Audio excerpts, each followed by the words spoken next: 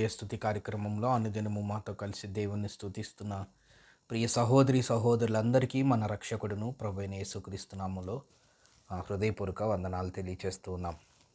నేటి ఉదయకాలం ముందు మన స్తుతి అంశం సర్వజ్ఞుడైన ఆశ్చర్యకరుడు. 90వ కీర్తన మొదటి 2 వచనాలు చదువుకుందాం. ప్రభువా, తరతరముల నుండి మాకు నివాస స్థలము నీవే. పర్వతములు పుట్టక మునుపు, భూమిని లోకమును నీవు పుట్టింపక మునుపు, యుగయుగములు నీవే దేవుడు.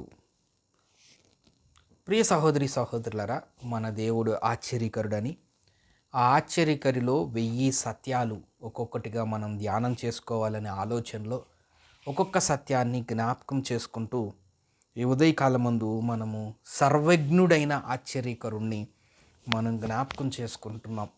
మహాఘనత గల ఆశ్చర్యకరుడని, అక్షయుడైన ఆశ్చర్యకరుడని, అదృశ్య దేవుని స్వరూపి అయిన ఆశ్చర్యకరుడని, అద్భుతకరుడైన ఆశ్చర్యకరుడని, అద్వితీయుడైన ఆశ్చర్యకరుడని, అన్నిటికీ పేర్లు పెట్టిన ఆశ్చర్యకరుడని, సర్వజ్ఞాని అయిన ఆశ్చర్యకరుడని మనం జ్ఞాపకం చేసుకొని దేవుని స్తుతించాం. ఈ ఉదయకాలం మందు సర్వజ్ఞుడైన ఆశ్చర్యకరుడిని మనం జ్ఞాపకం చేసుకుంటూ ఉన్నాం. సర్వజ్ఞుడు అనే మాటకి అర్థం సర్వమును ఎరిగినవాడు.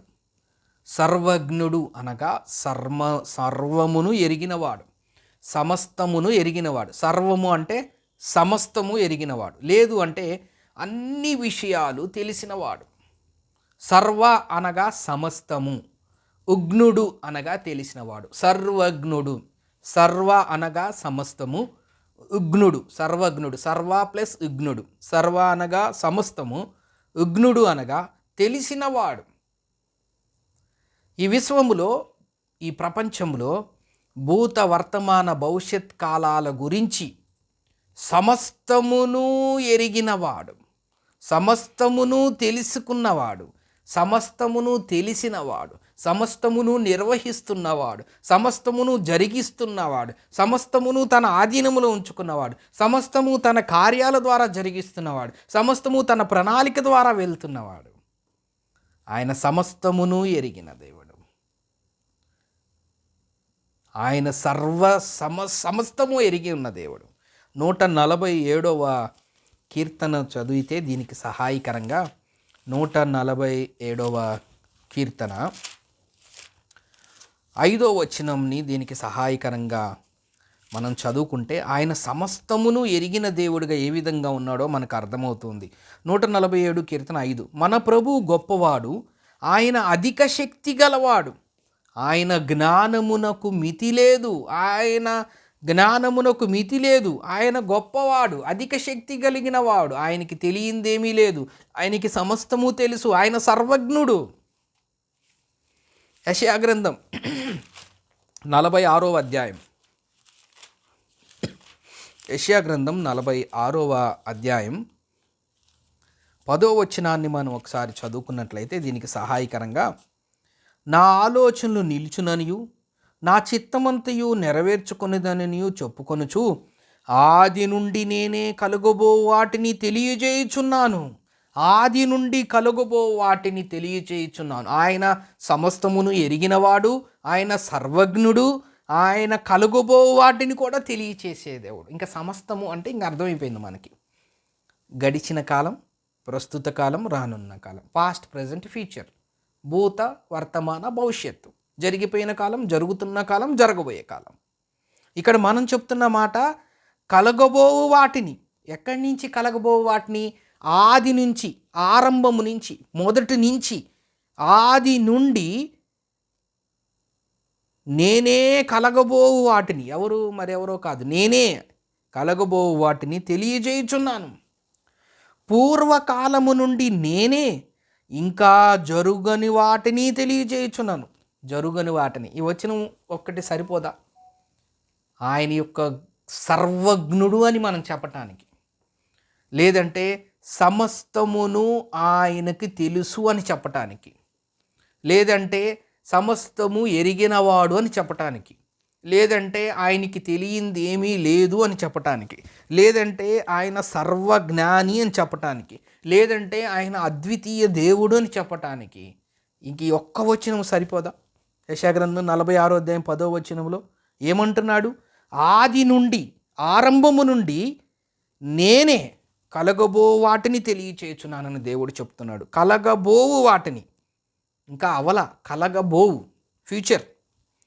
పూర్వకాలము నుండి నేనే ఇంకా జరుగని వాటిని, ఇంకా జరగని వాటిని తెలియచేయుచున్నాను. ఇంకెంతకన్నా దేవునికి సమస్తము తెలుసు అని చెప్పటానికి మనం ఏ విధమైన ఉదాహరణలు, ఆయన యొక్క జ్ఞానం, ఆయన యొక్క ఘనత, ఆయన యొక్క కీర్తి, ఆయన యొక్క సార్వభౌమాధికారం, ఆయన యొక్క ఖ్యాతి, ఆయన యొక్క హోదా, ఆయన యొక్క ఘనత, ఆయన యొక్క మహిమ, ఆయన యొక్క స్థితి, ఇవన్నీ మనం తెలియచేసుకుంటే ఆది నుండి కలగబో వాటిని నేనే తెలియచేయుచున్నాను, పూర్వకాలము నుండి జరుగును వాటిని నేనే తెలియచేయుచున్నాను. ఆయనే తెలియచేసే దేవుడు. మనకి తెలియదు ఆదిలో ఏం జరిగిందో.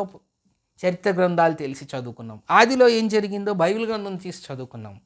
కానీ ఆదిలో ఏం జరిగిందో తెలియచేసిన వాడు ఆయన. ఆది నుండి ఇప్పుడు వరకు ఏం జరిగిందో కలగబో వాటిని తెలియచేసిన వాడు ఆయన. మనకన్నా పూర్వము నుండి ఉన్న వాటిని, జరుగుని వాటిని కూడా ఇంకా ఆయన తెలియచేసే దేవుడు. ఆయన సమస్తము ఎరిగి ఉన్న దేవుడు. ఆయన మన హృదయ ఆలోచనలు ఎరిగి ఉన్న దేవుడు.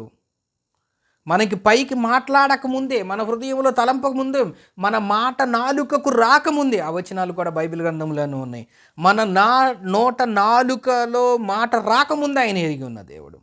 139వ కీర్తనలో ఆ మాట మనం చూడొచ్చు. 139వ కీర్తన 4వ వచనాన్ని గనక మనం చదివినట్లయితే ఆ మాట కీర్తనాకారుడు చాలా గొప్పగా దేవునికి సమస్తము తెలుసు అని, సమస్తము ఎరిగినవాడు అని ఆ వాటల్లో చెప్తూ ఉన్నారు. 4వ వచనం 139వ కీర్తన, యెహోవా మాట నా నాలుకకు రాకమునిపే అది నీకు పూర్తిగా తెలిసి ఉన్నది. సంపూర్ణంగా ఆయనకి తెలిసి ఉంది. ఆయన సమస్తము ఎరిగిన దేవుడు. అసలు ఎంత విచిత్రం అండి! ఇది ఆశ్చర్యమే కదా. అందుకే మనము ఆశ్చర్యకరుడులో 1000 ఆత్మీయ సత్యాల మహానిధి అని ఒక టైటిల్ పెట్టుకొని 1000 మాటలు, 1000 లక్షణాలు, 1000 సత్యాలు, ఆశ్చర్యకరుడులో ఉన్న ఆ ఆత్మీయ సత్యాలలో ఒక్కొక్కటిగా మనము దాన్ని రాసుకొని సిద్ధపరచుకొని ఎందుకు చేస్తున్నామంటే, మాట నాలుకకు రాకముందే నాకు తెలియదు కానీ అది పూర్తిగా దేవునికి తెలిసి ఉన్నది. ఇది ఆశ్చర్యం. సమస్తము ఆయన ఎరిగిన దేవుడు. మన ప్రతి కదలిక ఆయన ఎరిగిన దేవుడు. మనం కూర్చుండుట, మనం లేచుట, మన తలంపు, మన నడక, మన పడక, మన చర్యలు అన్నీ ఆయన ఎరిగి ఉన్న దేవుడు. మన రహస్యాలు ఆయన ఎరిగి ఉన్న దేవుడు. కొరింథీయులకు రాసిన మొదటి పత్రిక 4వ అధ్యాయం 5వ వచనాన్ని కనుక మనం చదివినట్లయితే, కాబట్టి సమయము రాకమునుపు, అనగా ప్రభు వచ్చే వరకు దేనిని గూర్చి తీర్పు తీర్చుకుడి. ఆయన అంధకారమందలి రహస్యములను వెలుగులోకి తెచ్చి, అంధకారము, చీకటిలందలి ఉన్న రహస్యములు, అసలు చీకట్లో ఉంటేనే కనిపించవు, మళ్ళీ చీకట్లో ఉన్న రహస్యాలను వెలుగులోనికి తెచ్చి, హృదయములో ఉన్న ఆలోచనలు, బుక్లో ఉన్న ఆలోచనలు, వీడియోల్లో ఉన్న ఆలోచనలు, పుస్తకాల్లో ఉన్న ఆలోచనలు కాదు, హృదయములోని ఆలోచనలు బయలుపరుచినప్పుడు ప్రతివానికి తగిన మెప్పు దేవుని వలన కలుగును. ఆయన చీకటిలో రహస్యములను వెలుగులోనికి తెచ్చేవాడు. హృదయంలో ఉన్న ఆలోచనలు బయటికి తెలిసిన దేవుడు. ఆయన సర్వజ్ఞుడు అని చెప్పటానికి, ఆయనకి సర్వము తెలుసు అని చెప్పటానికి, ఆయనకి సమస్తము ఎరిగినవాడని చెప్పటానికి, ఆయనకి తెలియందేమీ లేదని చెప్పటానికి, ఆయనకి అన్ని విషయాలు తెలుసు అని చెప్పటానికి ఇంతకన్నా లేఖన ఆధారాలు అవసరం లేదు. ఆయన సర్వజ్ఞుడు. ఆయన సమస్తము తెలిసి ఉన్న దేవుడు. అందుకే మన బలహీనతలు తెలుసు. మనం అపరాధముల చేత, పాపముల చేత చచ్చిన స్థితిలో ఉంటగా, మనం ఏలయకు, ఎడ్లయకు, మెక్కలయకు రక్తం వలన పాప విమోచన కలగని పరిస్థితుల్లో ఆయనకు అన్నీ తెలుసు. అందుకే ఆయన మనల్ని ప్రేమించి ఈ లోకానికి వచ్చాడు.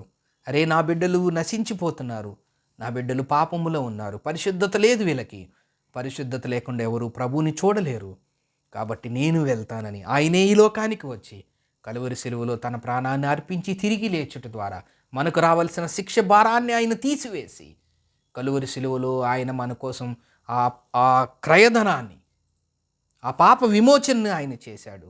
ఇప్పుడు మనకి ఏ శిక్షా విధి లేదు. క్రీస్తునందున్న వారికి ఏ శిక్షా విధి లేదు. మనం శిక్షకుల పాత్రలం కాదు. మనం పరలోక పట్టణ వారసులము. సర్వజ్ఞుడైన, సమస్తము ఎరిగిన వాడైన, అన్ని విషయాలు తెలిసిన వాడైన ఆ రక్షకుడైన యేసుక్రీస్తు వారిలో పరలోక పట్టణంలో సదాకాలం మనం ఉండబోయే స్థితిలో ఉంచాడు. ఇది ఆశ్చర్యం. ఇది మన కన్నులకు ఆశ్చర్యం.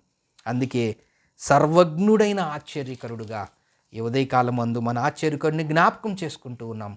అట్టి స్థితిలో ఉండి మనం దేవుని స్తుతిద్దాం. దేవుడి కొన్ని లేఖన భాగములు మన కొరకు దీవించును కాక. ప్రేమగల తండ్రి, నమ్మకమైన మా దేవ, మీకు స్తోత్ర వందనములు నాయన. మీరు సర్వజ్ఞుడు, అందుకే మీకు స్తోత్ర వందనములు. మీకు సమస్తము ఎరిగిన దేవుడు, మీకు అన్ని విషయాలు తెలుసు, మీకు తెలియంది ఏమీ లేదు నాయన. అందుకే మీకు స్తోత్ర వందనములు తెలియజేస్తూ యేసుక్రీస్తు నామమున స్తోత్రం చెల్లించి ప్రార్థన చేస్తున్నాం తండ్రి. ఆమేన్.